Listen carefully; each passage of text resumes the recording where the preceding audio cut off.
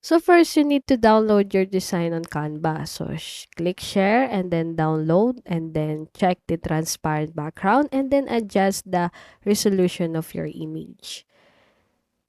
So wait for it. Then after that, go to Printify, then click My Store and then go to Catalog and then go to T-shirt, for example, and then choose the mockup you want to use and then start designing.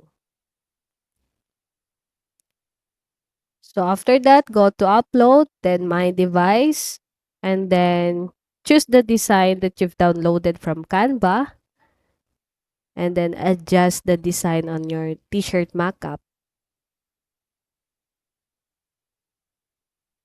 So once you're okay with that, you can save your product, or if you just want to preview, just click preview and check all of the design. If it's okay with you, you can save your product, and that's it.